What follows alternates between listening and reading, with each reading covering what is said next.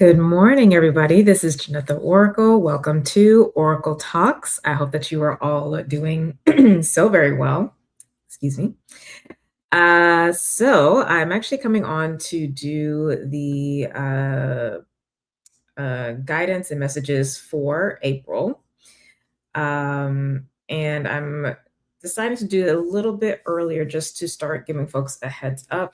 Of course, I will still be doing the newsletter, which will go in depth more into the astrology and be giving more specific insights. But I wanted to have this one be more of an initial overview for some of the other transits that I typically don't tend to talk about in my monthly reports, just so that you have that, as well as receiving guidance. So this will be a different kind of setup this time around.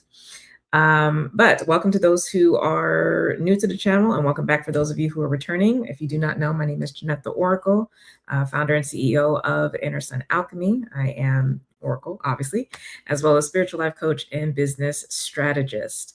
And the purpose of Oracle Talks is to provide guidance for all aspects of life, as well as for business. So it's going to be both and.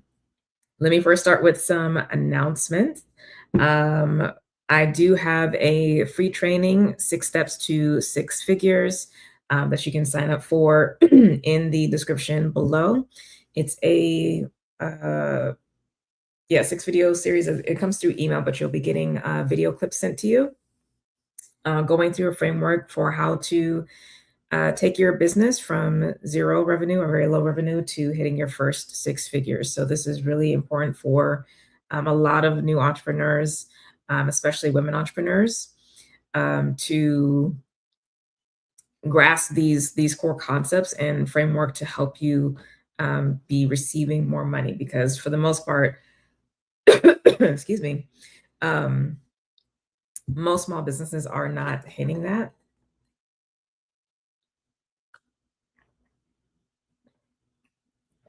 Women-owned small businesses are not really hitting that. Okay, and so that is there for you to make use of. And like I said, it is free. There's no gimmicks. There's no whatever associated with it. It is there for you. So check it out. Excuse me. My voice has been off for the last couple of days. I'm not sure why, but bear with me. But yeah, so check that out. And like I said, it's in the description below, and you will start getting those. If you would like to work with me one-on-one, like if you're interested in starting a business, or if you do have one and you want to go more in depth, you can, of course, book a session with me at my website. So that's at the description below as well. And it's as well as scrolling at the bottom of the image here. Also, I am still taking appointments for the cord cutting program that I have. So if you are looking to cut cords, clear contracts from long-standing people, situations, things, however long it has been or recent it has been, that is definitely something I would recommend, especially since we are in this really important transition from the ending of some very long-standing generational cycles and issues that most people have been dealing with for at least 10 to 14 years, if not 20 to 30, depending. So since we're ending that and shifting into a brand new generational cycle, and this first part of 2026 is very much that transitional period of that dropping off and taking on kind of vibe, that transition. So if you feel like you need some support, if you feel like you can't break out of a particular type of cycle, or there's been something that has you feel has really been holding you back, and you've done your due diligence to seek out help in a variety of other different ways, and either has only provided you minimal relief or minimal shifts, or no relief, no shifts at all, this is something that I would definitely recommend to take a look at, because there may actually be more going on spiritually, energetically, that you are aware of, and that can be playing a part in what's going on. So yeah, check that out. Again, if you have questions about that, feel free to contact me on my website, ask me questions or what have you. But Yeah, when we get into the session, it's whatever is needing to come up to be addressed always comes up to be addressed, and it usually is um, a surprise because you don't necessarily think that something is affecting you that is affecting you, right? All that being said, those are the announcements, those two things. So the free training, 6 steps to six figures, and the core coding program are what I have for folks to focus on right now to engage with. Again, all the information is in the description below, so check that out. And I believe that is it for announcements. The schedule is up for a session. So if you want to book a session, I will be revising it's on a Sunday because there may be some adjustments, but yeah, if you start checking in now and take a look at that, I do have some spots available. They have already been kind of filling up with the healing work, so thank you for that. But yeah, so check that out if you want to get a session next week. And again, the schedule is always updated every Sunday. Um, but yeah, check it out. You can check it out a little sooner if you want to just kind of see what I'm working with, but I make final adjustments on Sunday, just FYI. All right, I believe that is it for the announcements. Yes. Yes. Okay. That's it for announcements. So, how I'm going to structure this one, this particular Oracle talks, because I was getting the impetus to do things a little different this time compared to what's been done in the past, is to again go over some highlights of the astrology for next month. So we're going to do that first, and then once we go through that, then we will switch to receiving insight and guidance from the ancestors and the angels. Okay, so that is um, how this one is going to be structured, and this may be the continuing structure moving on. We'll find out together. All right, so let me get this timestamp so we have this. Okay, so for the astrology for this month, oh, and also please do subscribe to the channel and like and comment on the video and share all the good things. But yes, please do subscribe. I had hit 1,000 and then somebody like unsubscribed, so I'm at 999, so like right there. So please subscribe to the channel. I want to get well over 1,000 so I can like hang at 1,000 like that. That definitely is a goal. So help your girl out with that if you like. As you come in, please do say hello as you come into the space. Let us know what you're sipping on, what you're munching on, what have you. I'm enjoying the rest of my coffee that I have here. And I am joining you from sunny California. It's basically summer, even though we haven't even had spring equinox yet here. Global warming is real, folks. Yeah, it's quite interesting. So I'm not happy about that because obviously we want to take care of Mother Earth, but also it's hot. And if it's hot now, that means it's going to be almost unbearable over the summer. Anywho, let's get into this astrology. All right, so let's do this. Okay. So first thing, I have this here on the bottom of the screen, is the triple conjunction that's going to be happening between Mercury, Mars, and Saturn. And that's going to be at 7 degrees of Aries, I believe. So this is an interesting transit. So let's talk about what each of these planets kind of correlate to conceptually, the themes associated with them. So Mercury has to do with our thought processes, just information gathering, sharing, learning, etc.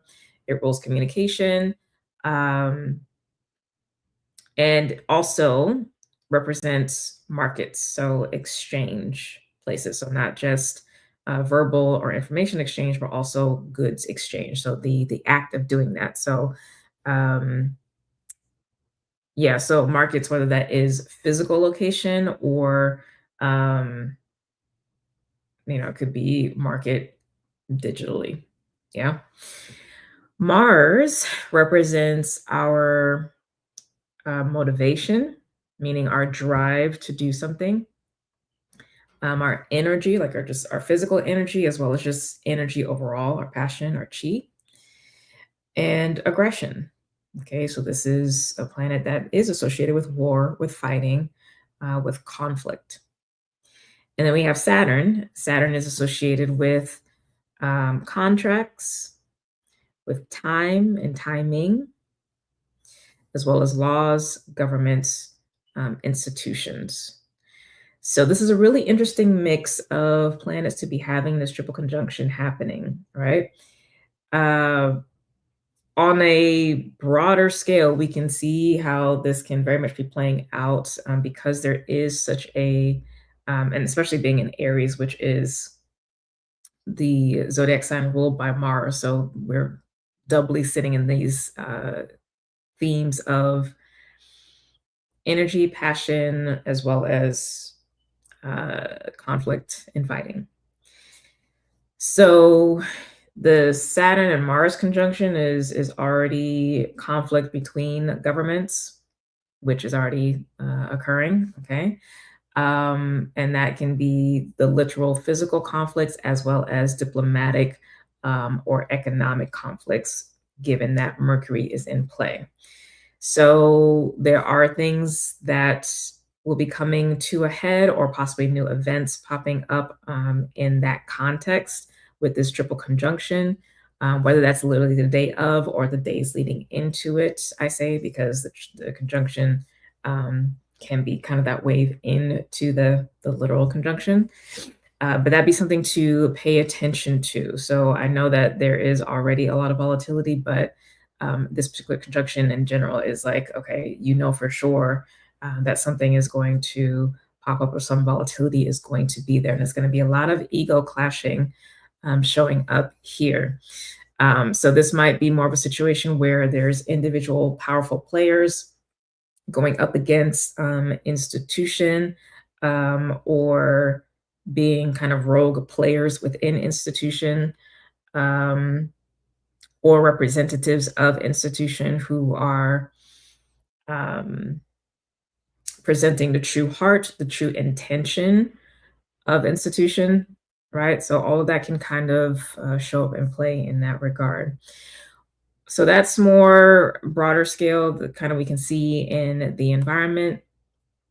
On a personal level, this may be conflicts at work, misunderstandings at work between you and boss, you and a supervisor, you and those below you on a team. So this is a situation where I would say to really watch your words, watch how you're showing up, respond rather than react during this time, because this can very much be hotheads, short temper, short fuse, very much so around this time.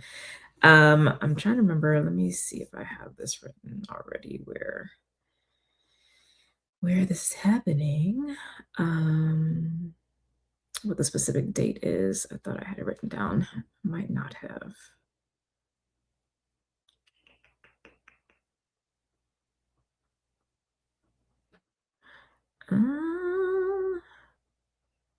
I thought I had it written down. I don't already.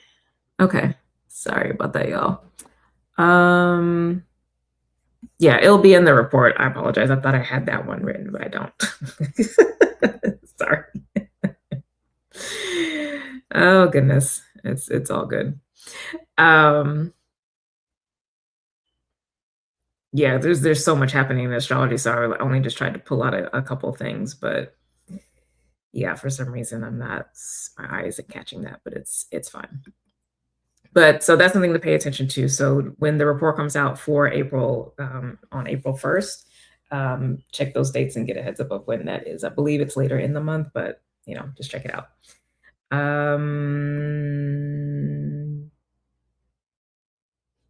Yeah, so let's go to the next topic I want to touch on. So that is Uranus in Gemini. So this is happening at the end of the month. That's on April 25th. That date I do know. So of course, Uranus is one of the outer planets. So Uranus, Neptune, and Pluto. Those have very, very long transits. Of the three, though, Uranus has the shortest of the three because it's only 8 years that it takes to go through an individual sign. So essentially, for the month of April, we are pretty much still going to be in Uranus in Taurus, and only like the last week or so, Uranus will be shifting into Gemini.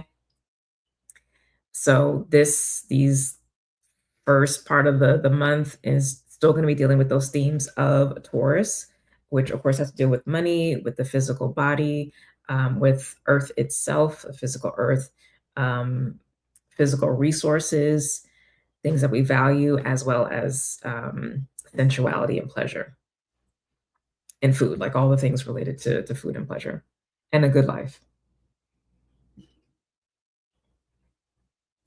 So those will be coming up still. Now, Uranus is associated with volatility. And I'll say volatility rather than like innovation because innovation is by its nature disruptive of what has been there. But also, it can talk about having high gains and high losses or steep losses. Okay, like there's a lot of again volatility and variability with Uranus. So it's like having Mercury on steroids, essentially. So, mercurial energy can do, little quick changes, little variable changes on a small scale. They can be annoyances or frustrations, like, simple misunderstandings. But Uranus takes the stakes up much higher. Now, the high risk, high reward thing is just life. And this is kind of the energy that Uranus represents. So it's not there intentionally to purposefully cause chaos, but it's just, it's a roll of the dice. So, um, whether or not you have a good payout or not from risk taking, right, is just going to be the roll of the dice. It's not necessarily going to be related to merit or how well you've done something. It's just this is the chance aspect of the planets. Okay. This is different from Jupiter and Saturn because they have to do more with benefits coming to you, one by luck. So because of your preparation, meeting opportunity gives you that luck, right? Or the momentum that you've been building and the work that you've been doing, Saturn energy, essentially guarantees you a payout of the work and the effort. Uranus, though, is that chance aspect that, again, high risk, high reward, regardless of the Saturn and Jupiter influence. Okay. And it is something that supersedes them because it is a transpersonal planet, it's an outer planet. So that volatility and all that is still kind of in play, although I will say now that it's going to be shifting into Gemini, that volatility on a personal level is probably going to be a little bit more chill. On a broader level, this is still going to be more volatility around money. So for the entrepreneurs, this is a time still to be relatively measured and conservative with how you are using your resources, what you're choosing to invest in, you know, trimming the fat, so to speak, so that you're not spread too thin, so that you can handle the variability that is still in play. Okay, that very much is the case. Again, Uranus has been in Taurus for 8 years, so from 2008, which, if you were around for that time, what was going on in 2008 here in the US and moving forward. So it's been a lot of volatility in money. So that's still in play. Now, I am planning on doing a separate video on Uranus in Gemini, unless I get told to just do a blog, but the intention is to actually do a video on that. So that'll probably come either end of the month in April or in May, one of the two. But in the meantime, Gemini being ruled by Mercury is those same themes: markets, communication, information exchange, etc.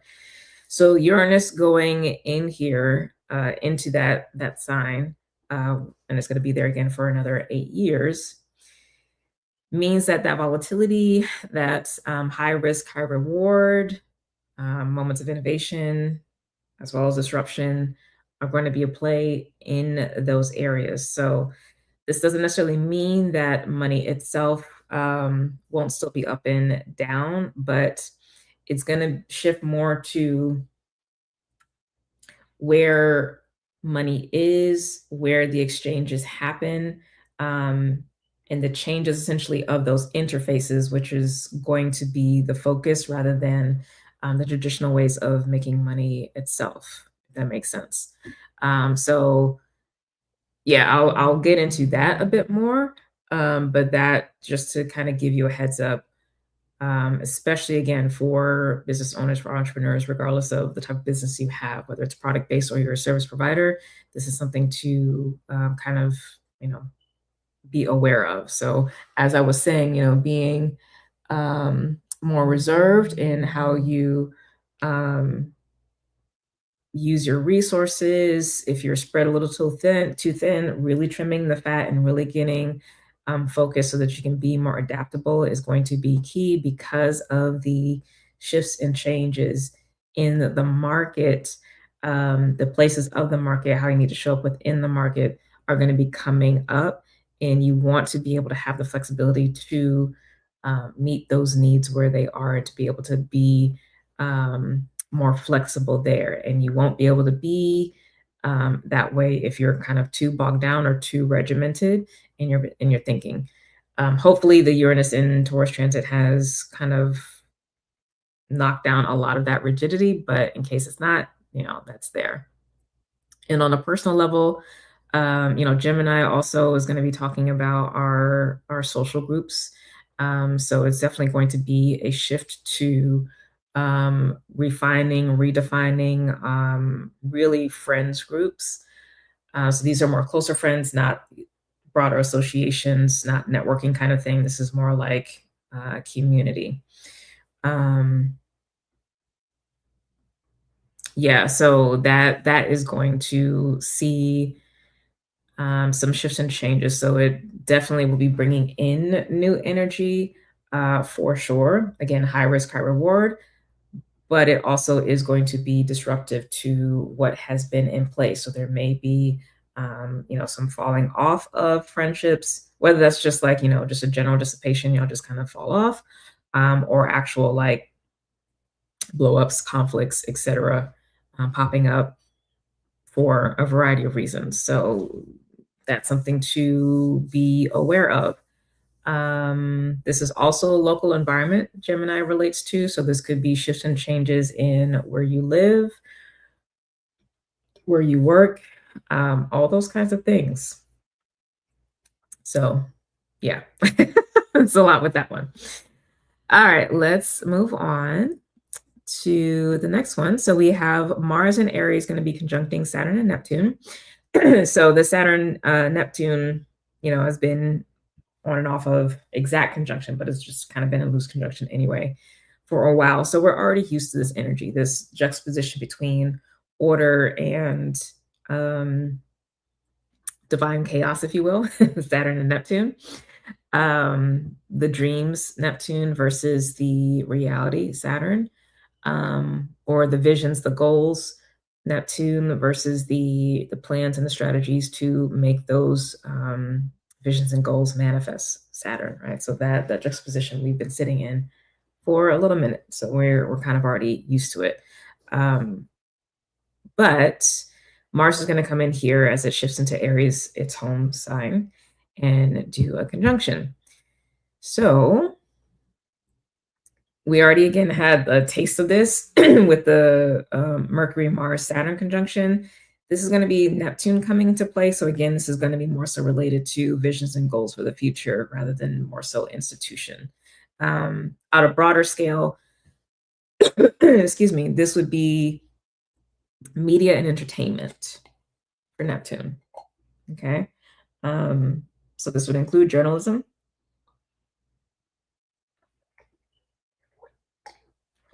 media companies, distributors, etc. All of that is there. Since Mars is going to be coming into play and then the sign is Aries, we're going to be leaning more towards that Mars energy with this. So there might be a little bit more on a personal level, a little bit more frustration or impatience towards getting what you want in terms of your dreams. This will be a time period when this conjunction does show up in August to not be rash, not to make rash decisions. Okay. Because again, that's just that Mars energy being impatient. So you definitely want to watch that and take it easy. All right. And then the yeah, this is going to be a tough transit because there's going to be such a strong dominance of the Aries energy. So I think that's going to just, I think it's going to be really hard for some folks. So we really just got to watch that. On a business level, this is kind of that Saturn Neptune juxtaposition is kind of this battle between the vision, the mission that you have versus the practical things you need to do to show up in the marketplace, in the industry, in order to achieve those dreams and get and visions and goals for the business, or how the impact that you want the business to have on community. That stuff is going to be popping up. So again, that Mars energy, there's going to be a lot of drive and motivation to,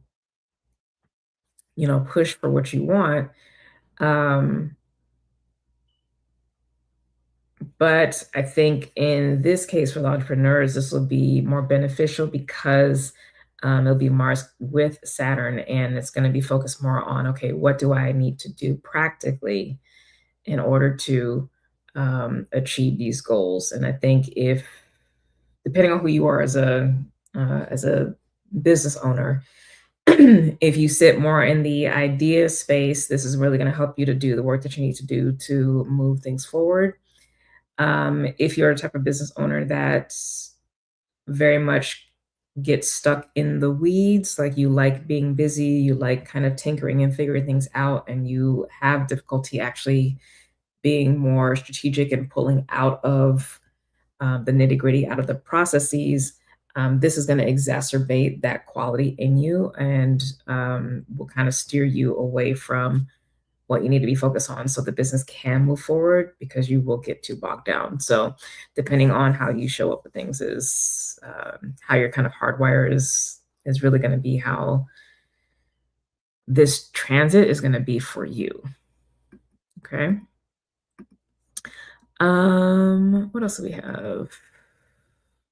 We have two more things that I wanted to touch on. So Venus and Taurus conjuncting Uranus. So this is a really nice energy because Venus as a planet rules over this particular zodiac sign. So this is going to skew things positively with that kind of volatile or chance energy that Uranus is associated with. So this conjunction is really nice for that. Let me see if I can have the exact date for that for you.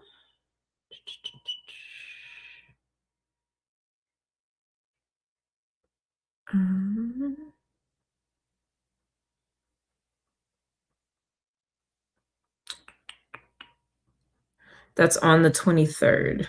So it's actually right before Uranus goes into Gemini and right before Venus goes into Gemini, actually.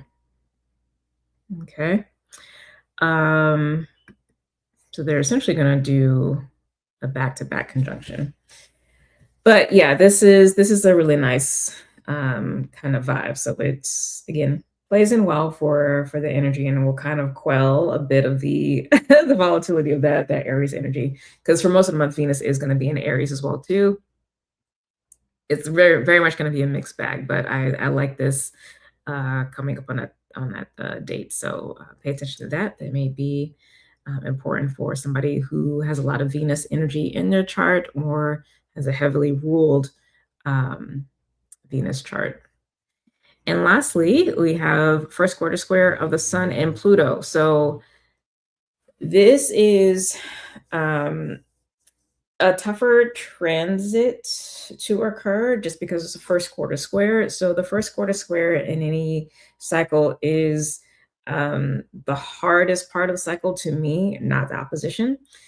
And it's because it's where you have to put in the most effort in order to kind of push through initial barriers.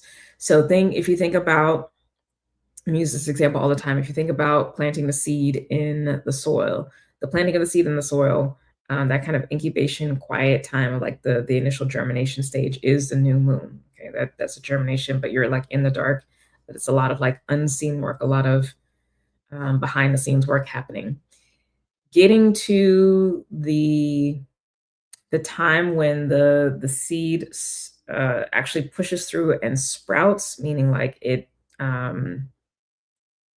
vegetation breaks breaks through the soil past the surface and actually gets to light.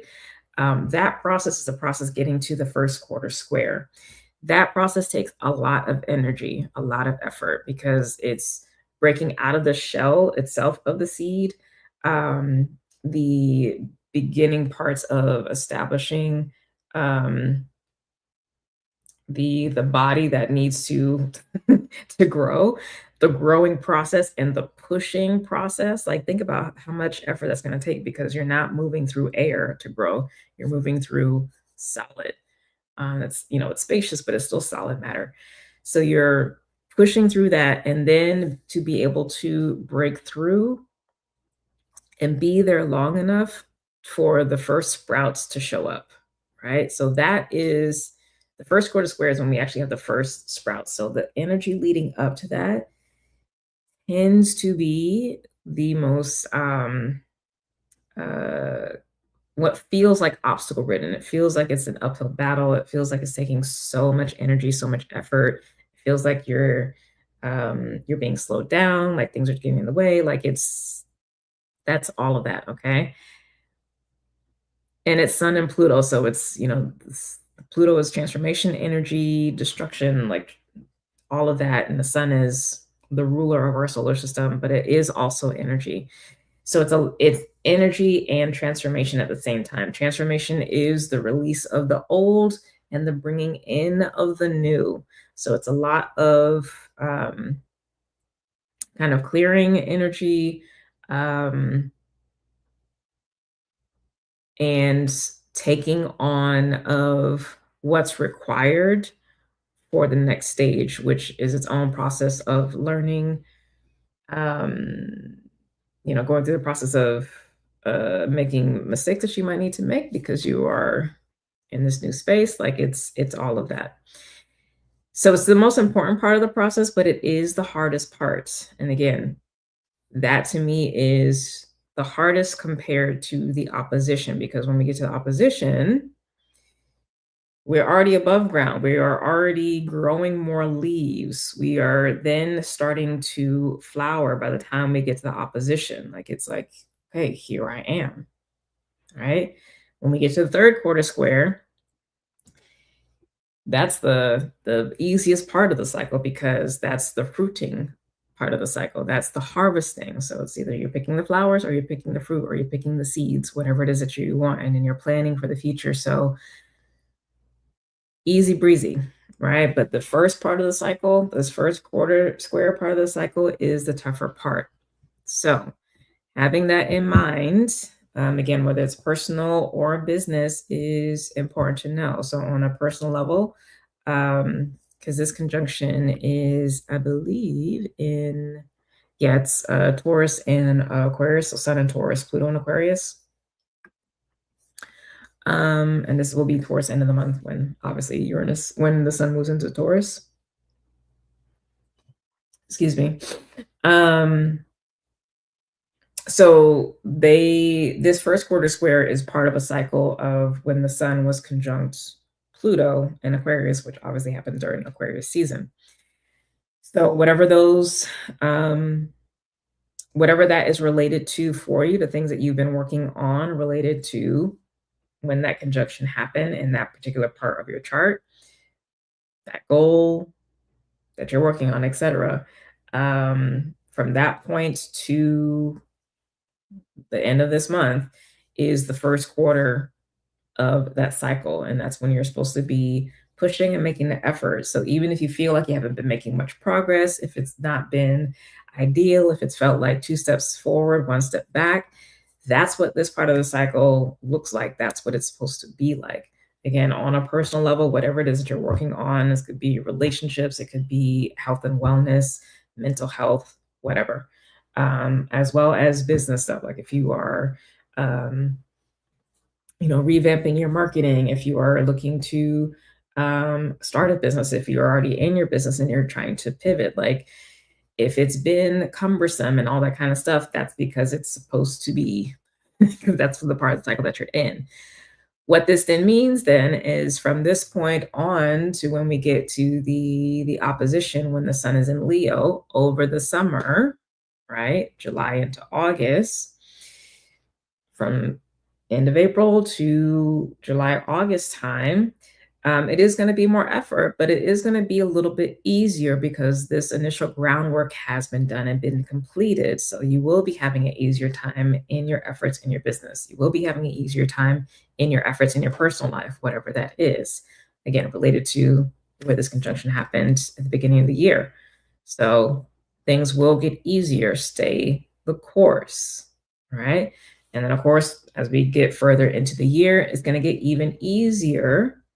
And then you'll be reaping the rewards. You'll be seeing what you gain from the effort that you put in. So if you want a good third quarter square time, so summer into autumn time, in personal life or in business, what you do during this phase, basically from the beginning of the year through end of April, what you've been doing in this phase, as well as going into the opposition time over the summer, is going to be correlating to what you get out of it.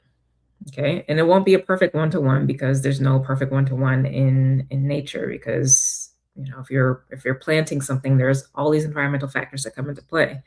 If there's a drought, if there is mold or fungi that's going to be attacking your plant, insects, birds. Sometimes some seeds are a dud and they can't actually flower because the seed itself just didn't have what it takes, right? And you don't kind of know that until you go through the process. All those things come into play for that. So again, you are going to see what you have by the end. And I would encourage you by that point, when we get to third quarter square towards the end of the year, when you're looking back, you're assessing with that in mind. You're assessing and seeing, okay, is a seed that I had a good seed, i.e., was that goal I had personally or in my business a good goal? Did it have what it needed to grow and to proliferate? What were the challenges that it was facing that were outside of my control, but that I had to kind of mitigate as best as possible? And then what came out of that? Okay. If there's no return, then it either means the seed wasn't good or the environmental factors that were coming up were greater than what you could mitigate. That's its own information. And then depending on what you do get out, you can be like, okay, well, possibly I can cultivate better seeds, or now I have more awareness of these mitigation tactics, so I can have more informed strategies for the next go round when I start planting new seeds, right? Or multiple of the same seeds, right? Cool. All right, I believe that is it for those aspects I wanted to highlight for the year or for the month ahead. Oh my God, this is annoying. I know what it is. It's the weather. My body is like, it's supposed to be winter or transitioning into spring, and it is literally 90 degrees and has been for a while and is going to continue to be. Why? The transition didn't happen. Like there's the middle stage didn't happen. Alrighty, so hopefully that was helpful. Again, I go more in depth into particular transits in the monthly report. Again, that will be coming out April 1st, but this is just to give you a heads up so you can begin planning. That is the intention for today's session, is to give you a little bit of a longer runway to plan and strategize for the month ahead, okay?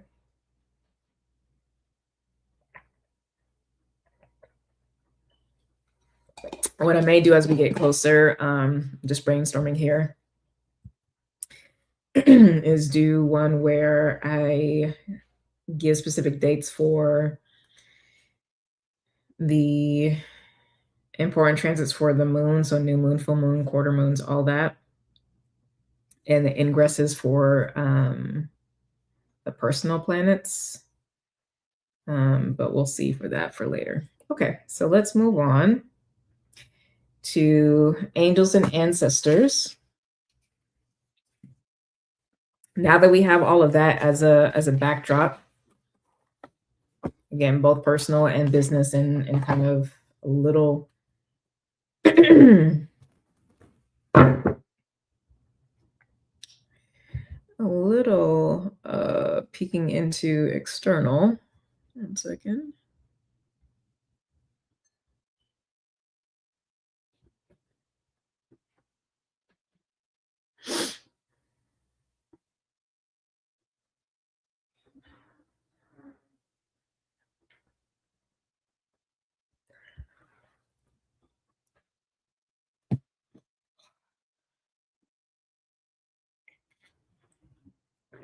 All right, so take a few deep breaths. Let's see if my voice holds up.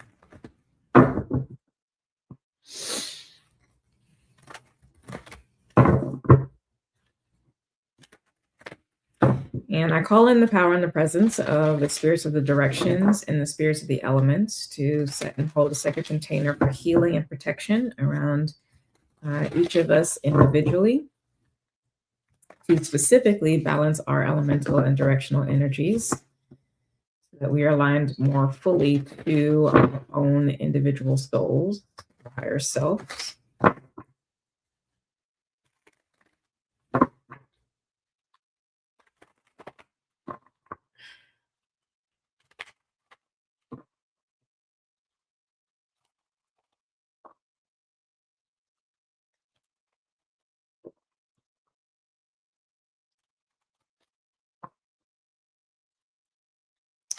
And I ask that we are all purified, sanctified, and divinitized.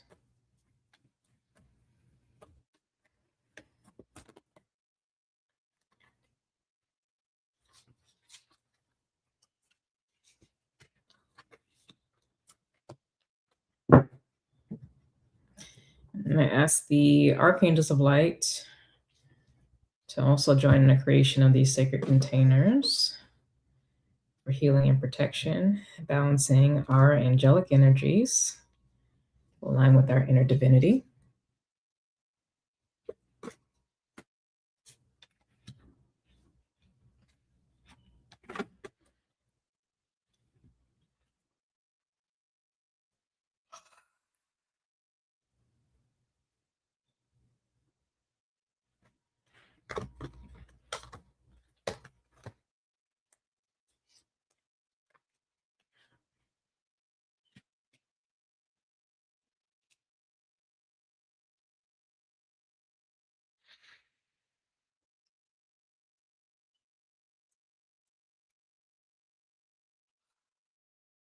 And then finally asking our elevated beneficial ancestors to be here with us,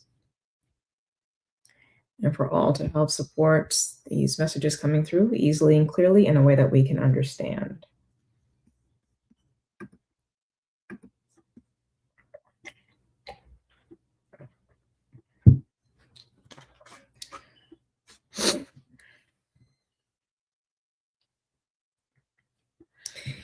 All right, so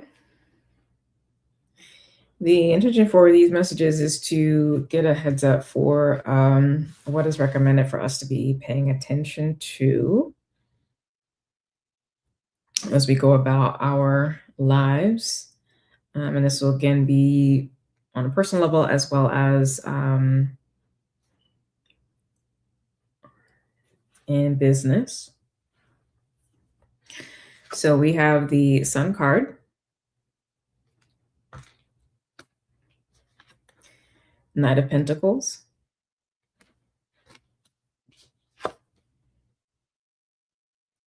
High Priest, and Knight of Swords, along with the Ace of Pentacles so far.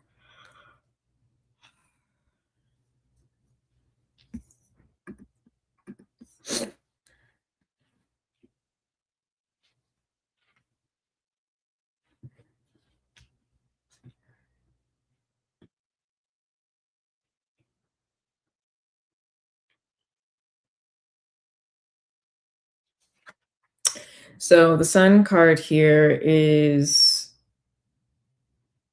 asking us to pay attention to or address this energy, the themes associated with those. So this is abundance, prosperity, joy, vitality for life,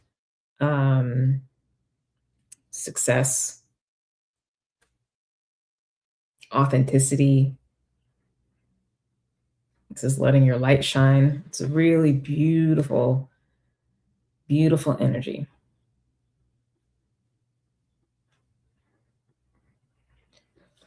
And we have the Knight of Pentacles with the Knight of Swords with this.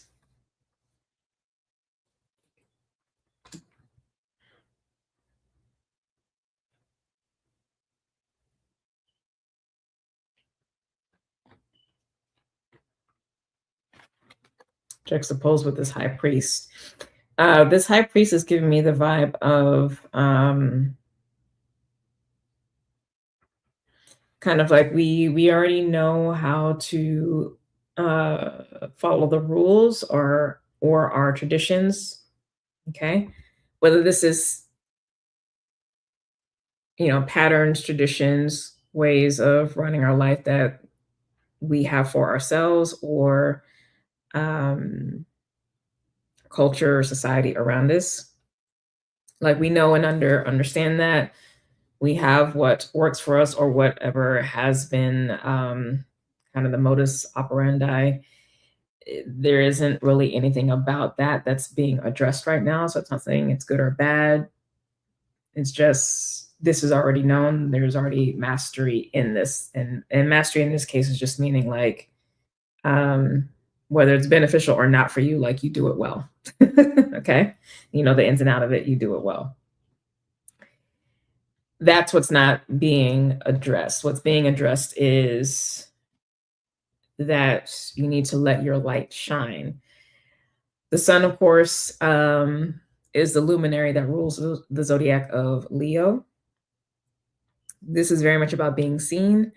It's not about like hogging the spotlight or anything like that. Like it's not pick me energy. It's you need to show up and be seen, like take up space. Um, yeah, it's not a like overshadow someone else. It's none of that. It's like there's no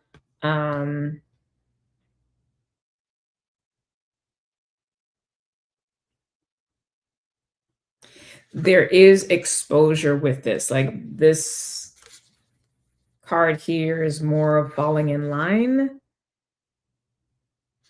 Only part of you is seen, us is seen here.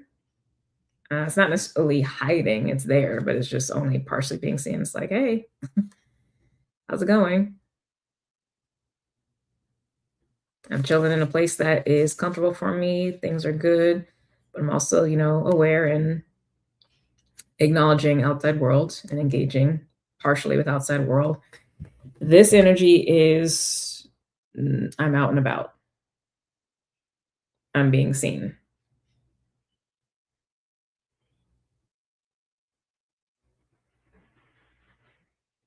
And I'm also exposed, if you will.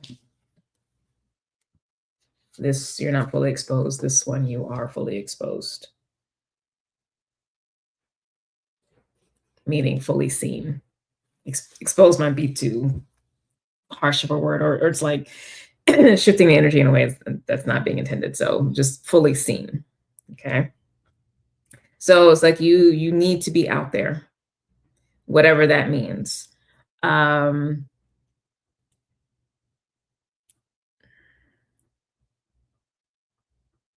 This actually is across the board because I was about to say, like, this could just be in your local community. This could be at work. This could be, um, online. It's actually all of it. Because the sun doesn't compartmentalize itself. Like sunlight just shines. Okay.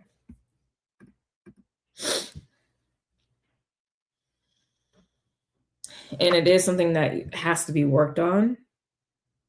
It's not a rash energy because this is the Knight of Pentacles. So this is purposeful, methodical.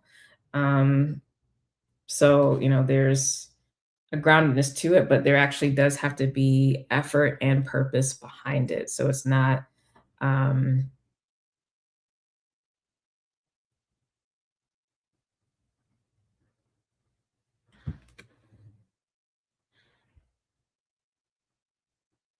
so that it's not a situation where you're also wasting your energy.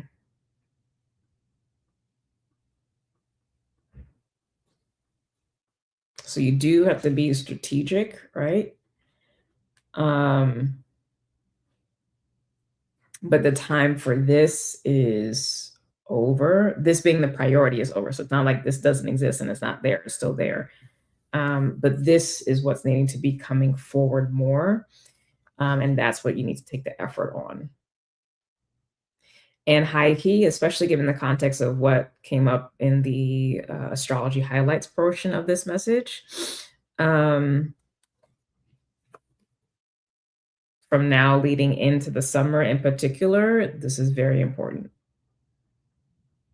Because this is giving me first quarter square energy, right? So the seed has sprouted, has broken through. So you're seeing the beginnings of what you've been working on behind the scenes, kind of coming out of the shell. And this is, okay, fully out of the shell. So this process of going from first quarter square to opposition, which is kind of like the full moon phase, right? Is the focus needs to now be here. So there is some more effort, but there's a loosening up now of that initial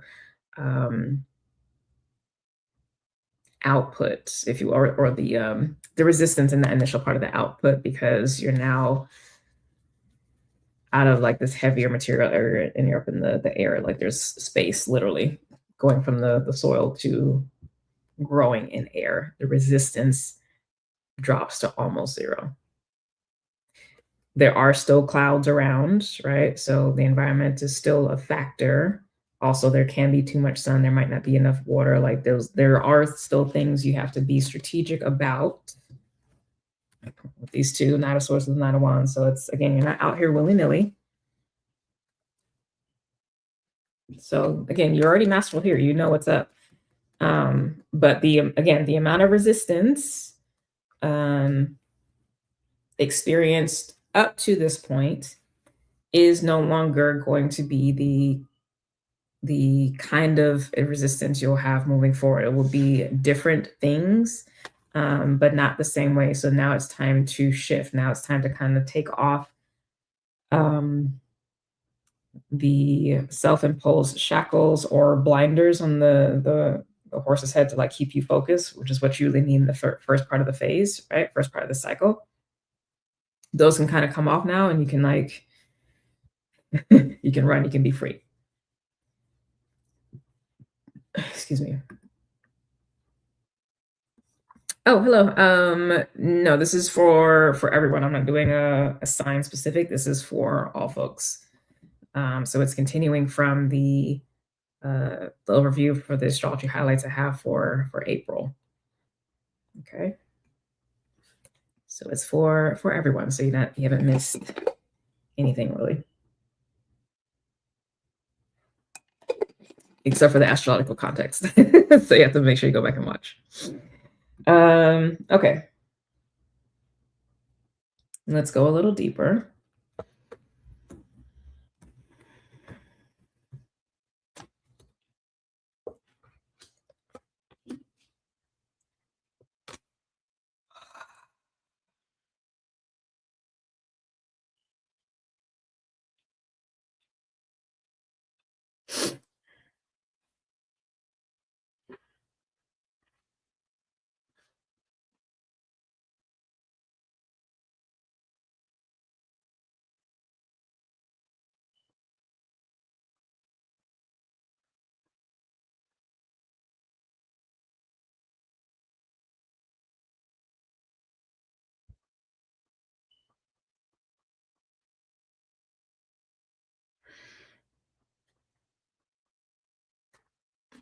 Okay, so we are showing up as the Seven of Wands, and we're moving towards this death card energy, which is greater transformation. And what's interesting with this is because the Seven of Wands is about, defending your position. So there's already been success and you're needing to defend against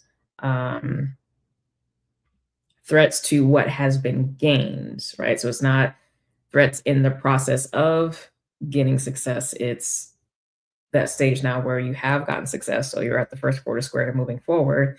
And now you have to protect um, the the seedling, the sprout that has now arose, that has risen out of the soil, and protect it while it continues to grow into flower and to fruit eventually, right? So that very much is the phase that we're in. So that very much lines up. This is also Leo energy. I don't remember. I'm forgetting now if it's Mars or Sun in Leo, but or it might be a Sag card. I don't remember. It's fine. But what this card is coming through right now is it's reminding me of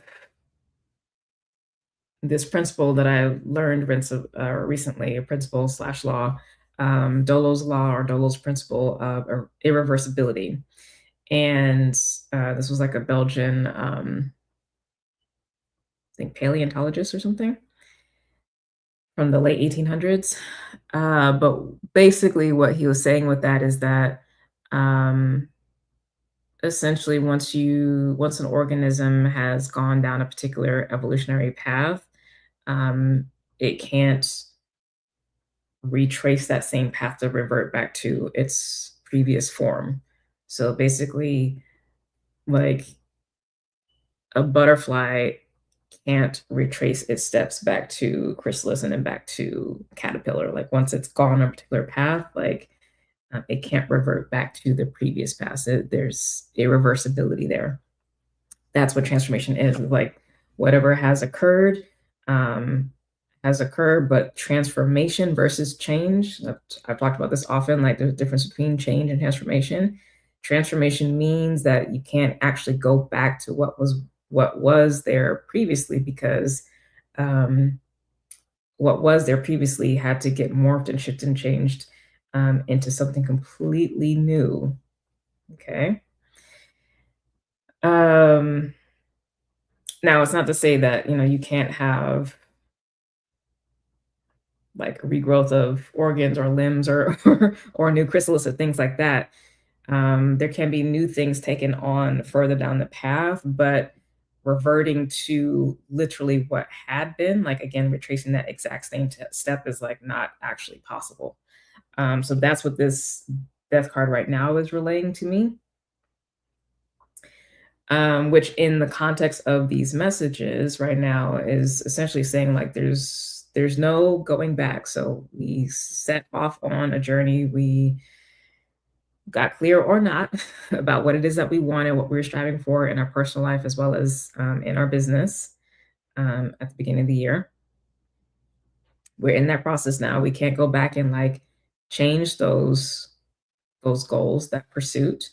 So it would do well for us to stay mindful of what those original things were and stay the course.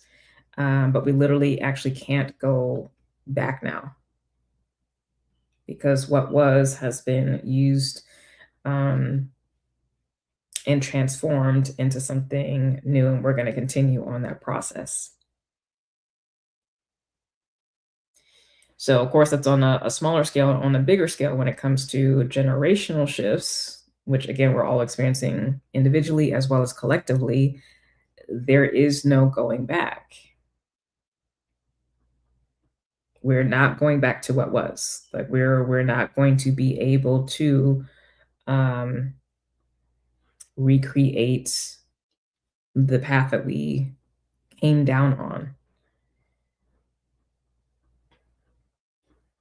Okay, so we have to keep moving forward.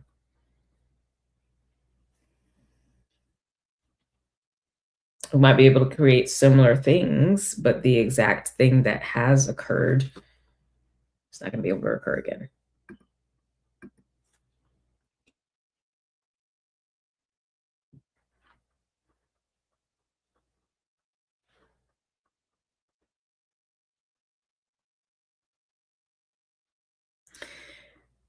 So why is that message coming through?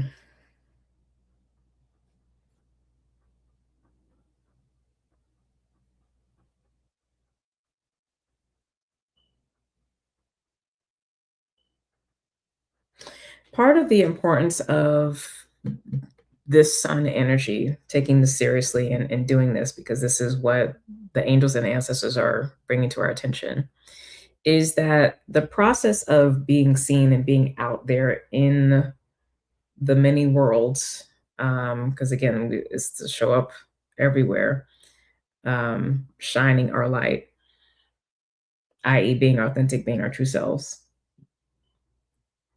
is it shows, it reveals what's there. It reveals the seeds. So there might actually be more that we haven't noticed or been aware of consciously that was actually in place subconsciously and unconsciously that we get to discover. Because there's always more to us. There's always more to the dreams and the goals, the desires of the heart. Like there's always more. So the deeper clarification and the ability to embody more of that, the physical manifestation of those things happens in the quote unquote living out loud part of the process. Again, still in a measured way, because we're doing this in a Knight of Pentacles way, not a Knight of Wands way. So we're doing this in Knight of Pentacles way, but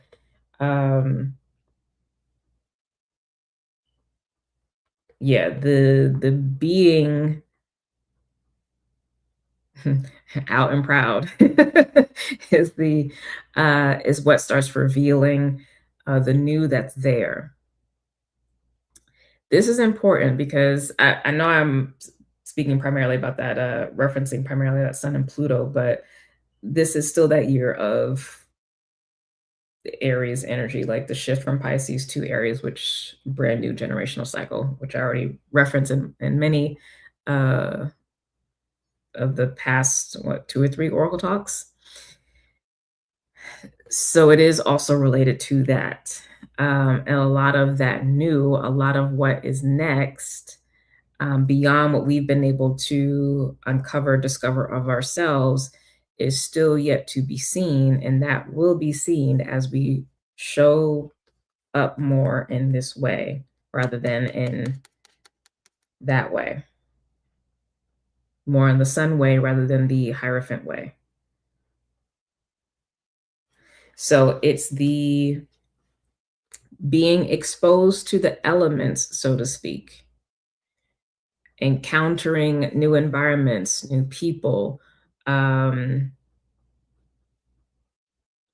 which also correlates to that Uranus in Gemini, like being exposed to new Gemini themes. So new markets, friends groups, thoughts, information systems. This is for everyone. The exposure to that and the interacting with that is going to reveal more about the seeds that were planted at a soul level as well as a conscious level, so that you gain greater and greater clarity about what that is. So if you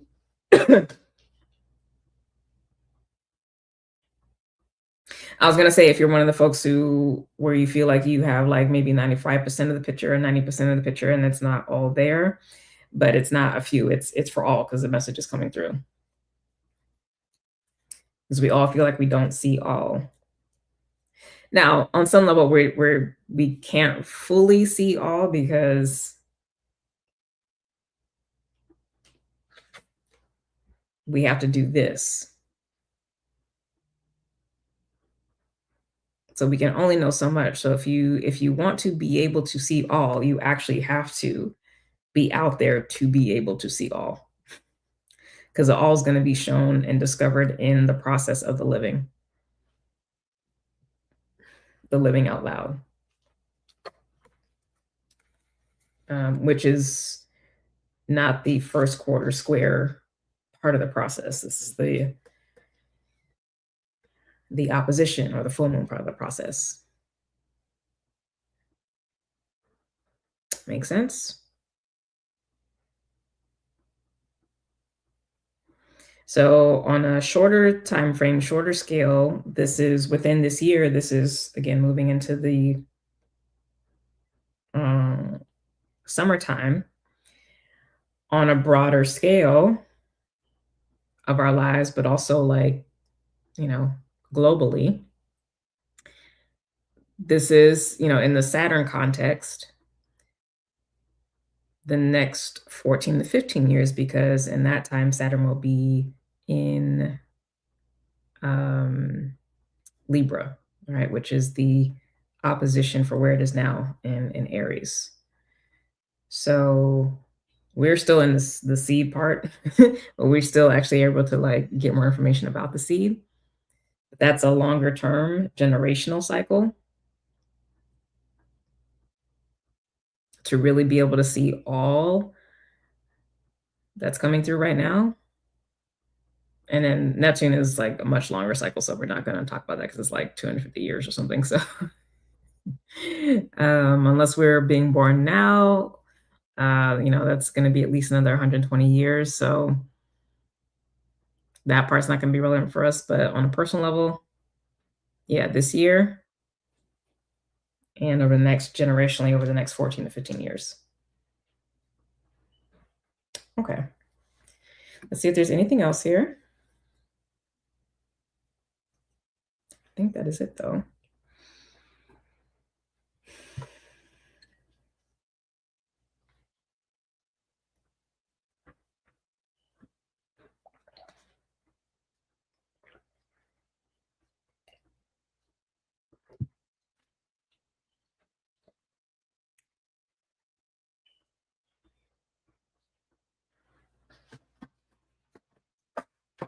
Let me know if you have any questions in the comments about this while I check in for more messages.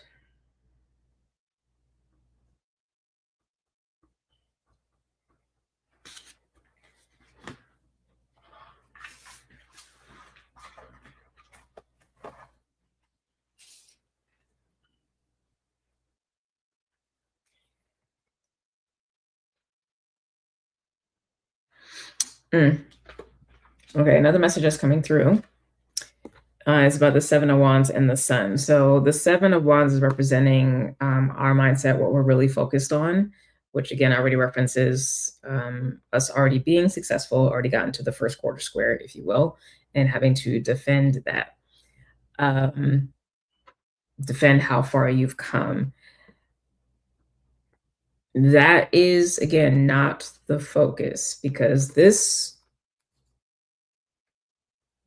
is still It's more seen, but it's on the ground,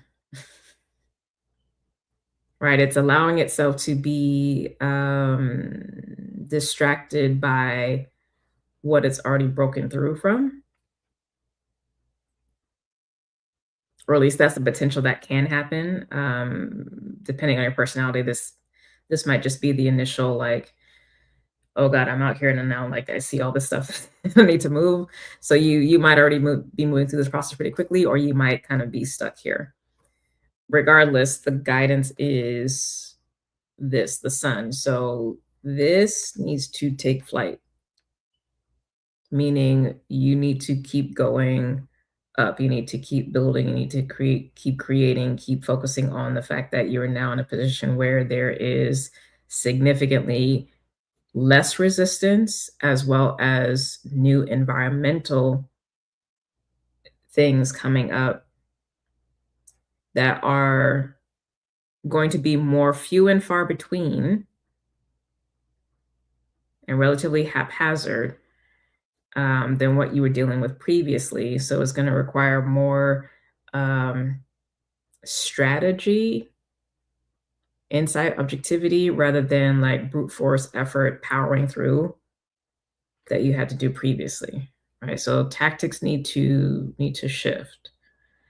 But again, you can see the focus here is on the freedom, on the joy, on the pliability, flexibility that is there, and it's a constant looking up and acknowledgement of the possibilities. So this feels very happy-go-lucky. It's not delusional in any way, shape, or form. Okay. And given that this is how we're showing up, I don't think that we would forget where we came from. But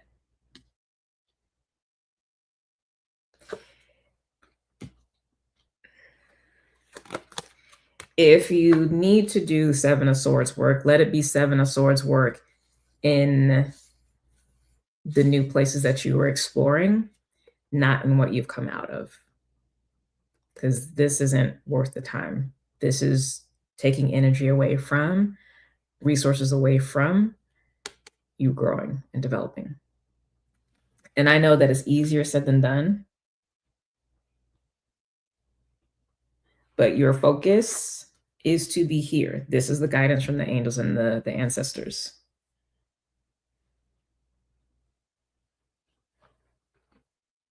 Again, I know, easier said than done. This is the guidance from the angels and the ancestors.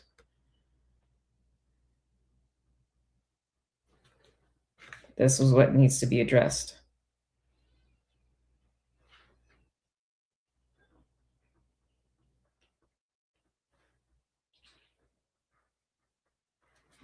And your approach to that is the Knight of Pentacles. So it again, strategic and grounded.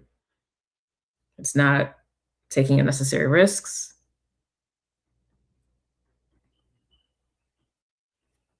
All right. It's not putting yourselves in situations where you already know what's up. But it is also like, okay, well, I do need to show up. Let me show up. And do so in a way that is consistent, that is in a way that can be maintained to ensure this part of the process, this growth. Because now I know I'm moving into the phase of the opposition or the full moon. Okay, I'm about to turn that corner of the first quarter square. I've broken through, and now a sprout in the process, whatever the process is.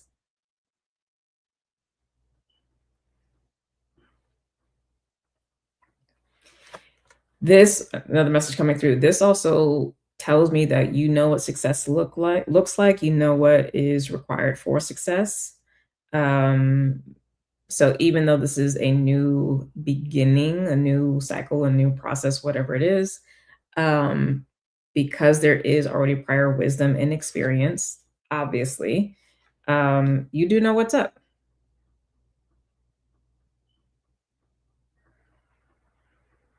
I think this is something that came up before in the previous Oracle talks where I think the message was momentum matters. We don't want to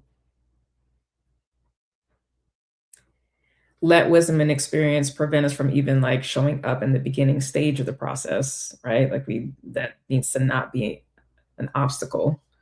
Um, Instead, it needs to be a situation where it's like, oh, okay, I know what the beginning stages of something looks like. Um, I know it's effective. Okay, let me do that.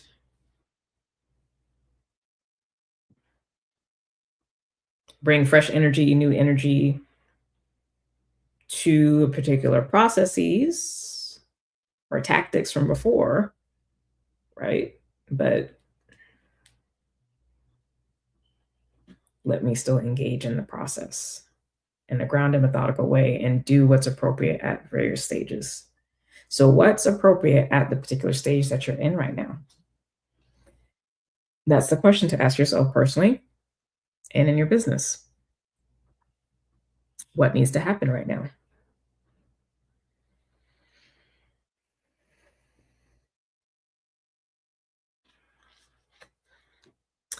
For business, you need to be getting money coming in. I mean, it's pentacles. You need to be getting money coming in. Um, Whether that is money hasn't been coming in and you need to just get back in the habit of doing what you need to do, taking specific actions that will line you up as directly as possible to receive money for your products or services or both. Um, or it's increasing money or opening up a new revenue stream, right? Different things will require different tactics, different strategies, but yeah, what's required? On a personal level, if it's for a relationship, what's required to shift things from just dating to a committed relationship, committed partnership?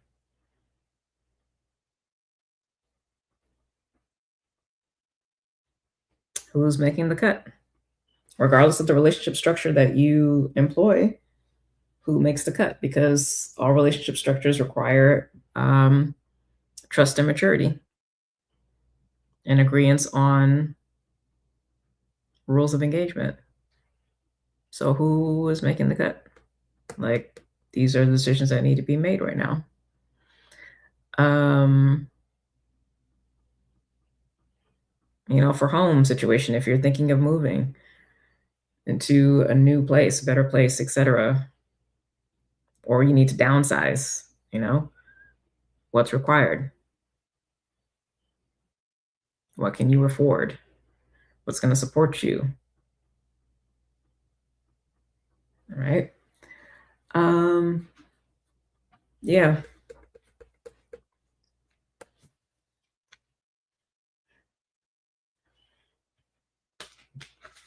But get out there, get in the game more fully. Because it's already been there, but yeah, it needs to shift now and come out of the comfort zone a bit, if you will. All right, I don't see any questions.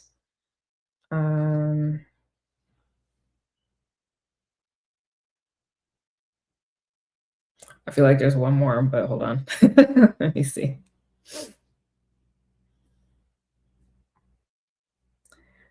I feel like there's one more.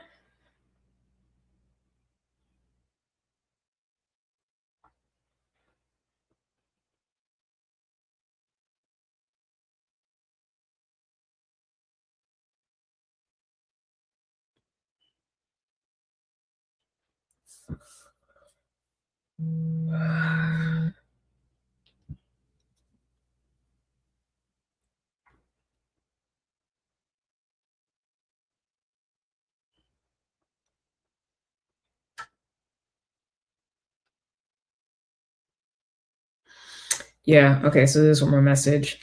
Um,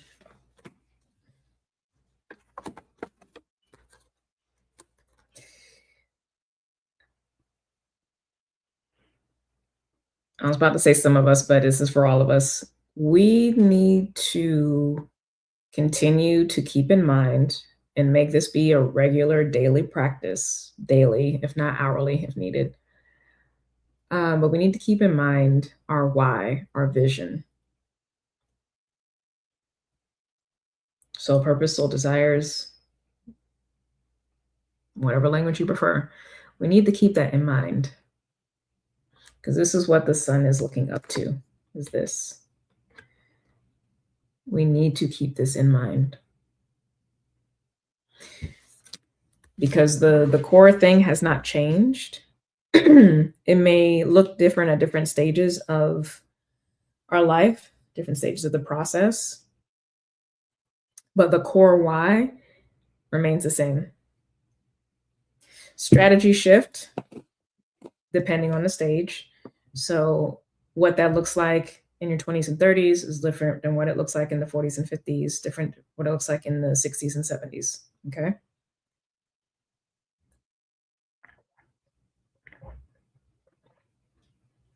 On a personal level, in business, what it looks like in the first 5 years is different than what it looks like 15 to 20 years is what it looks like is different than what it looks like 35 to 40 years in the process. Like, it's different.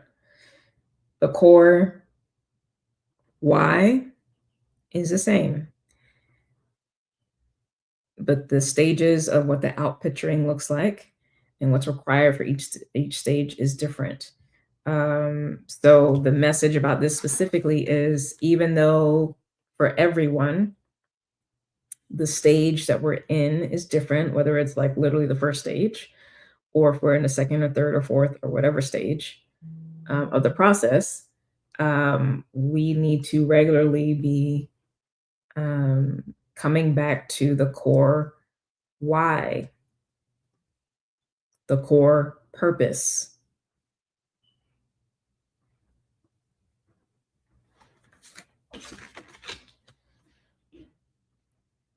What is it that you want, that your soul desires? And this is beyond like short term ego wants, right? Like, oh, I want to lose, 20 pounds, or I want to get the certificate, right? Uh, what do you want? What does the soul want? Okay. Is the soul desire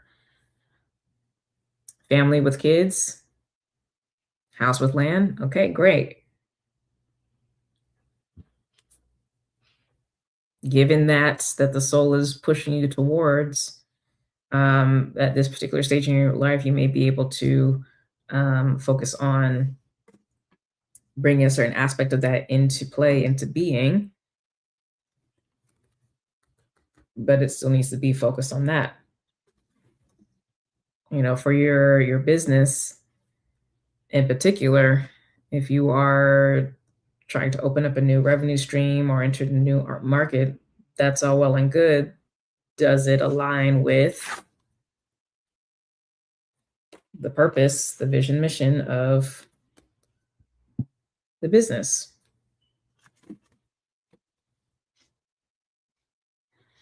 Often, we are not singular in focus. It's actually quite easy to um, kind of have our hands in multiple different pots. Like, we get very much distracted by and pulled by other people's purpose, soul, desires.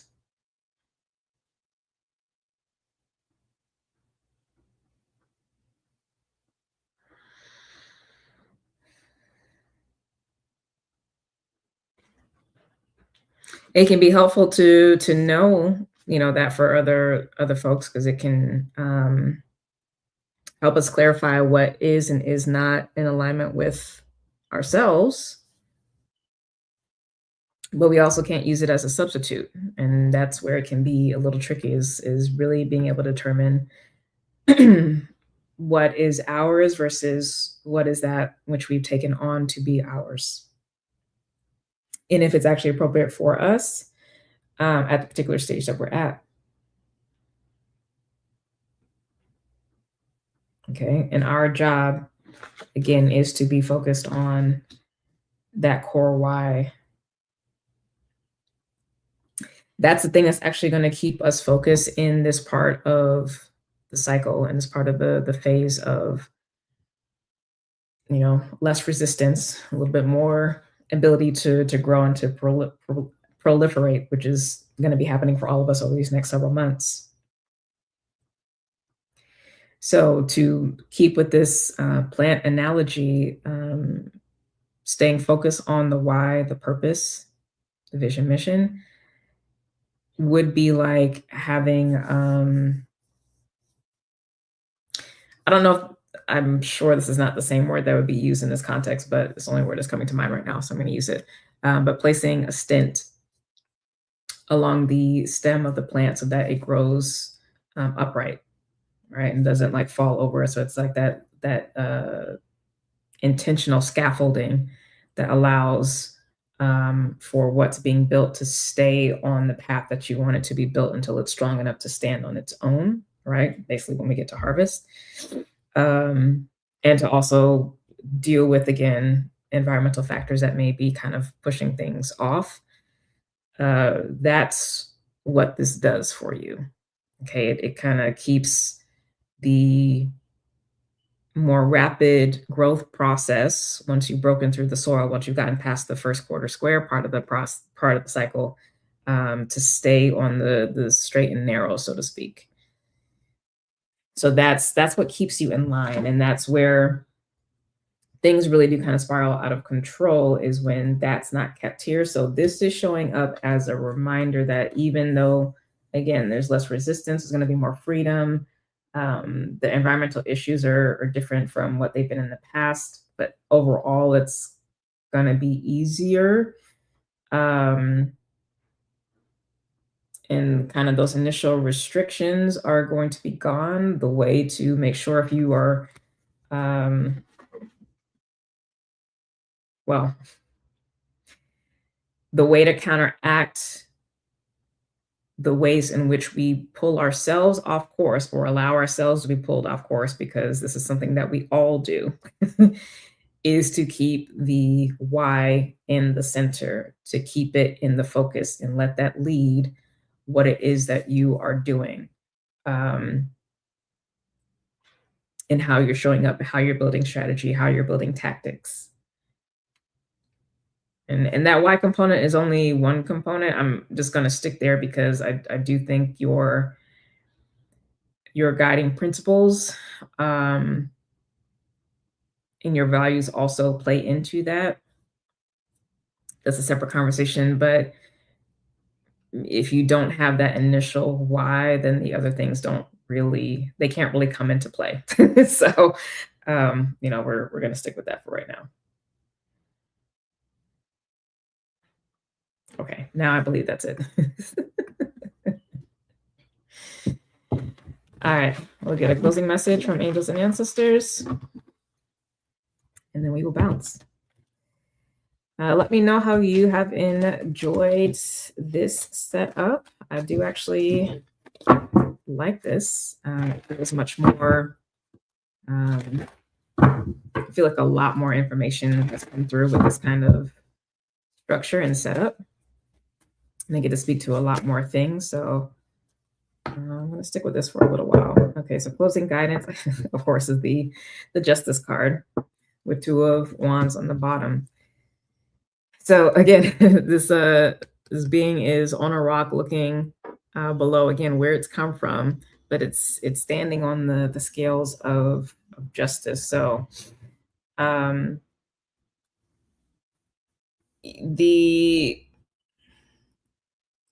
this is coming to me more as like balance and harmony rather than like contracts and law and things like that. But balance and harmony, not in terms of equal 50-50, but more so if things have been going in a certain kind of way or required a certain kind of energy, that has now shifted, kind of like the yin and yang, that has shifted to um, now another type of energy, another way of being needing to come to the fore. And so that overall is what this message is about, is things have now shifted. We, for this, August and moving, excuse me, not August, April. August is for the opposition part of the cycle. But as we are talking about April and moving forward, it's a new part of the cycle. So there is a shift in the scales, a shift in the energy to um, counterbalance what has been done. So um, it's feeling more kind of like Wheel of Fortune ish, but not really, because it's not a turn just to be a turn. Like it's a purposeful, like, okay, now here's the counterbalance to what has been done, or the approach. Like here's different things. So it's this dance, so to speak, of how we show up, of more of that internal behind the scenes, keeping our head down, working towards what we wanted to work towards personally and in our business. That's important. Um, the majority of that kind of output now is needing to shift to the more external, like being out and about. So more of the yang part of the energy, if you will. And so when that part is done, then it's going to shift back to the yin and go back to the yang. So it's all of that. So this is the message. This is where we are now. This is the heads up. This is kind of like the mile marker that the angels and ancestors are bringing through for us. Again, related to whatever it is that we are striving for in our personal lives, as well as in our business, if we do have a business. Okay, but we have the power here.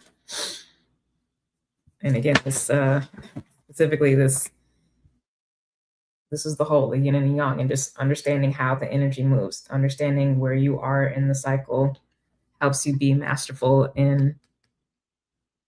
You're standing on the scales, knowing how and when to act and how to show up. Okay, so that is our message for today. I hope that helps you. Again, please subscribe to the channel, and like and comment is much appreciated. It does help circulate this within the YouTube ecosystem. Also, please share it with folks outside of this YouTube as well. That is also appreciated. Again, the free training, 6 Steps to 6 Figures, for those of you who are entrepreneurs and have not hit 6 figures in your business, that is there for you.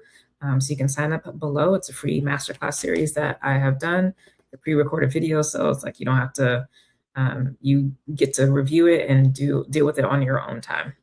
And then also, if you are interested in the cord cutting program, that info is in the description below as well.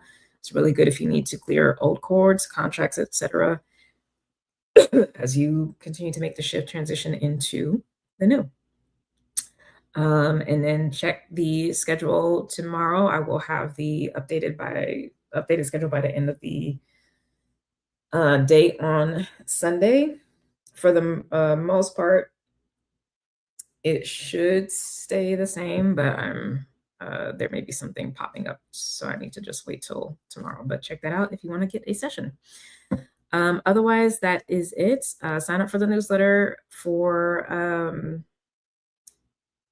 special things that I have coming up. They are exclusive to newsletters, so I tend to not announce them here. But if you are in the newsletter, every once in a while, you are going to get a heads up about some things that I have coming. So if you want to be in the loop for that, definitely sign up for the newsletter. Okay. All right, y'all. Have a wonderful rest of your weekend. Stay cool if you are experiencing summer already before we've even come out of a winter.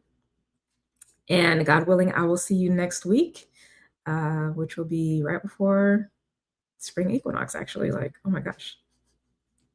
All right, y'all. Have a wonderful day. Bye.